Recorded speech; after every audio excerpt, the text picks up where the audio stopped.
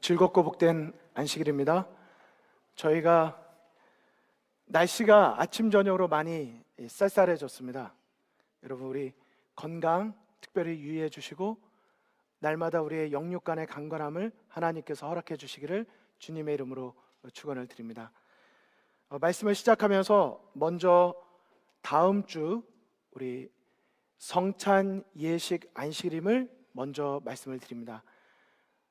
지난 3년 동안 예수님께서 나를 기념하여 이와 같이 하라고 말씀하신 서로의 겸손의 마음으로 서로의 발을 씻기는 세종 예식과 예수님의 살과 피를 상징하는 성찬 예식을 저희가 거행하지 못하다가 특별히 저희가 다음 주에 정말 오랜만에 서로의 섬김과 예수님의 십자가를 경험하는 성찬 예배를 드리게 되었습니다.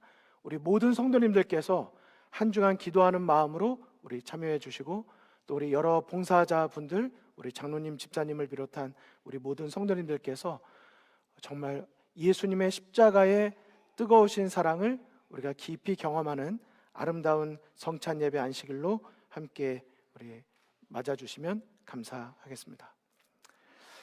저희가 예수님 안에 한 가족이라는 말씀으로 저희가 계속 시리즈로 말씀을 나누면서 찬양 안에 한 가족, 기도 안에 한 가족, 특별히 오늘은 부르심 안에 한 가족이라는 제목으로 함께 은혜를 나누시도록 하시겠습니다. 여러분, 여기 한 단어가 있습니다. 헬라어인데요, 에클레시아라고 되어 있습니다. 에크라고 하는 헬라어 전치사와 칼레오라고 하는 단어가 함께 합쳐진 단어인데, 이 아테네 시대 때는 이 단어가 공적인 모임으로 쓰이기도 했지만 사도 바울은 이 단어를 교회를 나타내는 단어로 사용을 하였습니다. 그래서 에클레시아 그러면 이것은 불러냄을 받은 자들이라는 뜻이고, 이 단어를 오늘날에는 교회, church라고 사용을 합니다. 우리가 지금 한 교회에 모여 있습니다. 불러냄을 받은 자들이라는 뜻입니다. 특별히 불러냄을 받다, 이 부르심을 받은 자들의 공동체다라고 말할 수 있는 것입니다. 질문 드리겠습니다. 무엇으로부터 불러냄을 받은 자들일까요? 과연 이 자리에 있는 여러분과 저는 무엇으로부터 불러냄을 받았기에 이렇게 구별된 시간과 구별된 장소에서 하나의 공동체를 이루어서 함께 시간을 보내고 있는 것일까요? 저희는 불러냄을 받은 자들이라는 말로만 기뻐하기보다는 이것과 관련된 두 가지의 의미를 분명하게 기억해야 할 것입니다. 첫째는 상태입니다. 죄와 사망과 심판과 멸망으로부터 불러냄을 받고 예수 그리스도의 십자가의 보혈을 통하여 우리는 구원을 얻게 된 자들이라고 하는, 죄와 멸망으로부터, 심판으로부터 불러냄을 받은 자들이라고 하는 뜻을 가지고 있습니다. 그래서 이 첫 번째 에클레시아, 교회라고 하는 의미를 생각해 본다면 우리는 내가 잘하고 내가 선택한 노력으로가 아니라 예수님의 은혜를 생각하게 됩니다. 내가 교회를 나갈 때 잊지 말아야 될 한 가지는 내가 어떠함과 관계없이 예수님을 통하여 우리는 구원을 얻은 자들이 되었다라고 하는 하나님의 은혜를 기억하는 사람들이 되는 것입니다. 그런데 만약 우리가 구원받은 자들임을 기뻐하고 거기에서만 멈춘다면 어떤 의미가 있을까요? 그것이 교회가 뜻하고 여러분과 제가 기뻐하는 전부일까요? 상태도 중요하지만 그것에 이어서 중요한 것이 있다면 그것은 바로 목적입니다. 내가 무엇을 위하여 죄로부터 구원을 얻었나? 내가 예수님 때문에 얻게 된 구원의 은혜도 기뻐해야 되겠지만 거기에서만 우리의 기쁨과 감격이 멈춘다면 어떻게 보면 하나님은 좀 차별하시는 분이 아니실까요? 누구는 어디에서 불러내 주어서 구원을 얻어서 행복하게 영생 얻었다고 기뻐하고 있고, 그들끼리 모여서 예배드리고 있고, 그들끼리 모여서 감격을 만끽하고 있어요. 만약에 하나님의 은혜를 기억하는 건 너무 좋지만 하나님의 은혜를 기억한다는 우리들이 거기에서만 불러냄을 받은 것으로 멈춰진다면 뭔가 조금 좀 이상하지 않으십니까? 마치 하나님이 차별하시는 것 같은 느낌이 들지 않으십니까? 나는 불러냄을 받아서 다행이라는 생각으로 여기서 멈춘다면 왠지 내가 받은 은혜가, 하나님께로부터 받은 은혜가 남들에게 전하기에 조금 좀 부끄러운 은혜가 되지 않을까요? 교회, 부르심을 받은 자들, 하나님을 아버지라고 부르는 한 형제가 되고 가족이 되었다고 하는 우리들이 하나님께로부터 받은 은혜가 만약 여기에서만 멈춰져 있다면 그것은 진정한 교회로서의 의미와 목적을 달성하지 못하는 것입니다. 그러므로 교회는 상태도 중요하지만 왜 하나님께서 그렇게 불러내 주셨는지 그 목적을 아는 것이 매우 중요한 것입니다. 우리는 그것을 가리켜 사명이라고 말합니다.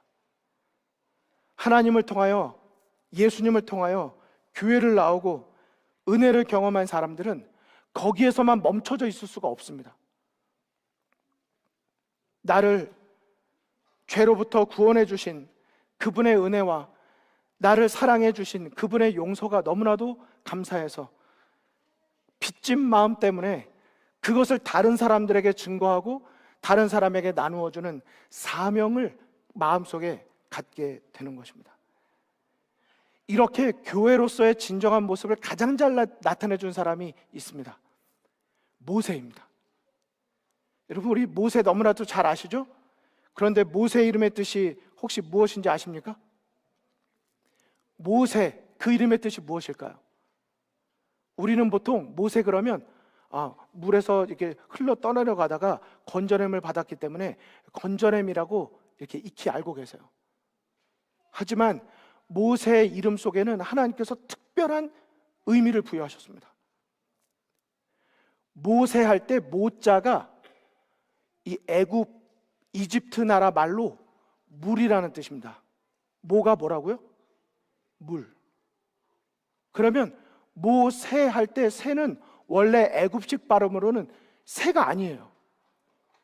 그게 뭐냐면 우세스입니다. 우세스. 우세스 뜻이 뭘까요? 옛날 모세 당시로 돌아가서 우리가 애굽 사람이 됐어요? 그럼 우세스 그러면 그게 무슨 뜻일까요? 건져냄을 받다, 이런 뜻입니다. 그래서 원래는 애굽 사람들은 모세를 뭐라고 불렀냐면 모세라고 부른 게 아니라 모세스라고 불렀어요. 그래서 모세가 물에서 떠내려가던 걸 보고 애굽 왕의 그 바로의 딸이, 공주가 보고 가엾은 마음이 생겨가지고 모세를 건졌어요. 물에서부터 건져냄을 받은 자인 것입니다. 모세의 원래 이름은 떠내려가면 죽을 수밖에 없는 운명이었는데 거기서 건져냄을 받아서 물에서부터 건져냄을 받은 은혜를 경험한 사람이 모세스입니다. 그런데 이 모세스의 이름이 애굽 사람의 부를 때는 모세스였을지 모르지만 히브리식, 하나님의 백성인 히브리식으로 그 이름을 발음을 하면 그걸 뭐라고 불렀는지 아십니까? 놀랍게도 한국 사람들이 부르는 발음하고 똑같이 히브리 사람들이 불렀어요. 그게 뭘까요? 모세입니다. 모세. 하나님은 모세스의 이름을 히브리 사람들의 이름으로 바꿔주셔서 모세라고 부르게 하셨어요. 그 모세라고 부르면 이름의 뜻이 뭘로 바뀌는지 아십니까? 물에서 건져냄을 받은 자가 건져내는 자로 바뀌는 것입니다. 모세는 건져내는 자라는 뜻이에요. 하나님께서 히브리 사람들을 통하여 그 모세라고 하는 사람의 이름 하나를 바꾸시는 역사를 통하여 그의 역할을 완전히 바꾸어 주시고, 내가 구원받은 것으로 끝나는 것이 아니라 내가 그 은혜를 경험했다면 여기에서 멈추고 나는 구원받았고 하나님은 놀라운 분이고 하나님은 나를 구원해 주신 분이라고 자랑하고, 당신들은 못 그랬을지 모르지만 나는 건전함을 받았다고 이렇게 말하고 끝나는 것이 아니라, 내가 그분의 은혜를 경험했다면 그게 너무나도 감사해서 빚진 자의 마음이 생기고, 내가 어떻게 하면 이 빚진 은혜를 갚을 수 있을까? 그래서 사명자로 바뀌는 것입니다. 이것을 회심이라고 말합니다. 여러분에게 오늘 이 짧은 시간 질문 드리고 싶어요. 여러분은 모세스로 살아가고 계십니까? 아니면 모세의 삶을 경험하고 계십니까? 내가 예수님의 십자가의 은혜를, 십자가 그 사랑 막 찬양을 하고 거기에서 끝나십니까? 아니면 그 십자가의 은혜가 나를 가만히 두지 않아서 어떻게 하면 이 은혜를 내가 조금이라도 갚을 수 있을까?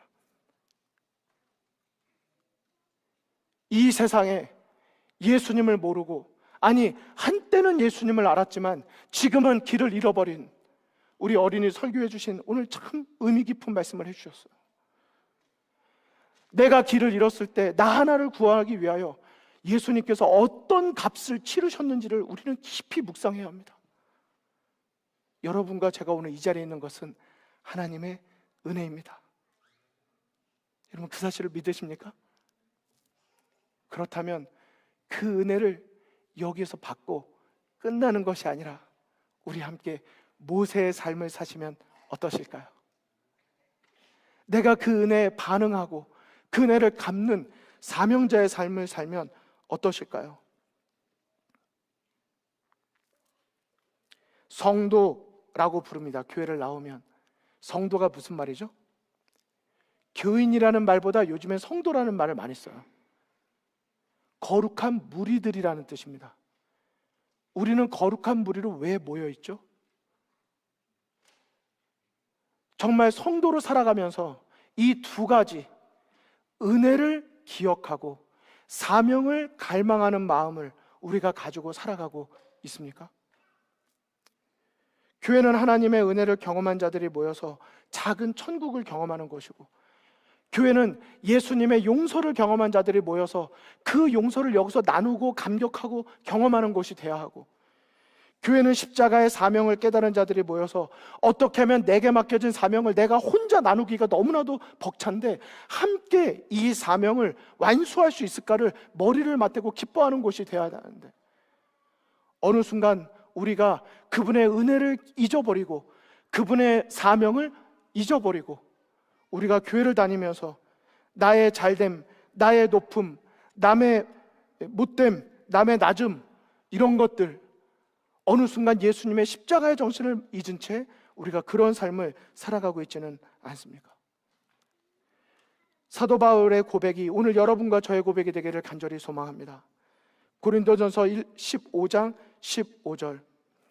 그러나 나의 나된 것은 하나님의 은혜로 된 것이니 내게 주신 그의 은혜가 헛되지 아니하여 내가 모든 사도보다 더 많이 수고하였으나 내가 아니요 오직 나와 함께 하신 하나님의 은혜로라.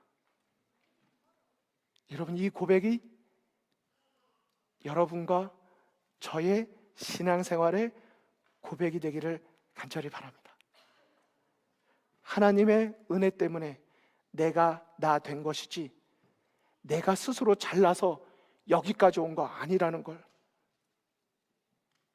그리고 내가 그 은혜가 너무 커서 내가 남들보다 더 많이 수고한 것은 너무나도 당연한 것이고, 내가 주님께 빚진 것에 대하여 나는 더 많은 것을 드리고 싶다고 갈망하는 이러한 고백이 여러분과 저의 고백이 되기를 간절히 바랍니다. 교회가 십자가의 마음과 정신을 잃어버리면 나타나는 특징이 있습니다. 뭔지 아십니까?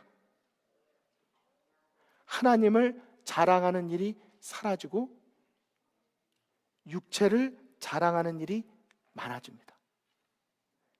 교회가 십자가를 잊어버리면 인간의 해석은 증가하고 하나님의 뜻은 사라집니다.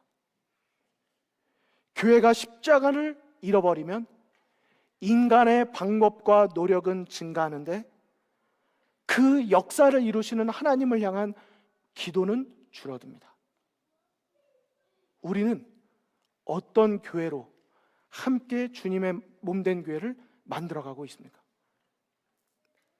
하나님을 자랑하고 하나님의 뜻이 높임을 받고 하나님께 드리는 기도가 우리의 방법보다 많아지고 증가하게 되기를 간절히 소망합니다. 오늘서부터 2주 동안 아주 특별한 기간이 시작됩니다. 2023년 교회 재직을 선출하는 특별 기도 주간입니다. 여러분에게 부탁을 드립니다. 인간의 지혜보다 하나님의 지혜가 높음을 알고 우리 선거의 결과보다 우리 각자를 부르신 예수님의 십자가 앞에 서는 앞으로 2주간의 기간이 되시기를 주님의 이름으로 축원을 드립니다. 내가 받은 은혜를 2주 동안 더 많이 감격하면서 오직 하나님의 뜻만이 온전히 드러나지기를, 이루어지기를 우리가 함께 기도해 주시기를 간절히 바랍니다. 만약 하나님께서 올해 너의 섬김이 필요하구나라고 말씀하신다면 하나님 왜 하필이면 저죠? 저 옆에 있는 사람은 저렇게 편하게 교회 다니는데 왜 자꾸 나한테만 그러시는 거예요? 라고 말하고 싶을 때 예수님의 십자가의 은혜와 사명을 다시 한번 바라보면서 베드로의 고백을 내 고백으로 만들고 내가 밤이 맞도록 수고하였으되 얻은 것이 없지만은 말씀에 의지하여 그물을 내리겠다는 겸손한 순종의 고백이 바로 여러분과 저의 고백이 되기를 간절히 소망합니다. 만일 하나님께서 그동안 수고 많이 했구나, 올해는 좀 쉬면서 충전하고 또 다른 곳에서 부르신 곳에서 섬기면 좋겠다고 말씀하실 때 하나님, 이게 무슨 일이죠? What happened? 저 다 마음의 준비가 되었는데 이걸 위해서 많은 걸 계획하고 준비하고 난 다 준비가 되었는데 하나님, 이게 무슨 일이죠? 하나님, 다시 한번 생각해 보시고 기회를 드릴 테니까 다시 저에게 말씀해 주십시오. 이 일을 할 사람은 저밖에 없습니다. 이렇게 말하고 싶을 때 다시 한번 예수님의 십자가의 은혜와 사명을 바라보고 아브라함이 했던 고백처럼 하나님, 나에게 있어서 가장 행복한 곳은 하나님이 내가 있기를 바라시는 바로 그곳입니다. 나는 부르신 곳에서 예배자가 되겠습니다. 아브라함의 고백이 여러분과 저의 고백이 되기를 간절히 소망합니다. 기도가 없으면 이런 모든 과정들이 우리에게 시험 기간이 됩니다. 하지만 이 기간 우리 각자가 나를 부르신 예수님의 십자가 앞에 겸손히 무릎을 꿇는 기도의 기간으로 만들면 이 2주간의 기간은 우리의 영적 성숙을 확인할 수 있는 기회가 되고 이런 기회를 통하여 우리 모두가 십자가 아래서 하나가 될 수 있고 우리 모두가 하나님의 살아계심과 하나님의 뜻을 발견할 수 있는 특별한 기간이 될 것입니다. 여러분, 기도해 주시기를 바랍니다. 기도하시면 어떤 결과가 나왔을 때 이건 사람의 뜻이라고 말할 수 없고 하나님께서 내 기도를 응답해 주신 것이라고 말할 수 있을 것입니다. 그러나 기도하지 않으면 자꾸 인간적인 계산이 들어가고 이건 누구의 뜻이라는 생각이 들 수 있고 하나님의 뜻이 온전히 세워질 수가 없는 것입니다. 성도 여러분, 우리 나를 부르신 곳에서 우리 모두가 서주시기를 간절히 바라고 베드로서 1장 10절과 11절에 있는 말씀 읽고 마치도록 하겠습니다. 베드로서 1장 10절과 11절입니다. 그러므로 형제들아, 더욱 힘써 너희 부르심과 택하심을 굳게 하라. 너희가 이것을 행한즉 언제든지 실족하지 아니하리라. 이같이 하면 우리 주 곧 구주 예수 그리스도의 영원한 나라에 들어감을 넉넉히 너희에게 주시리라. 하나님의 부르심과 택하심을 굳게 하는 우리 모든 성도님, 우리 모두가 되시기를 간절히 바라면서 말씀을 마치겠습니다.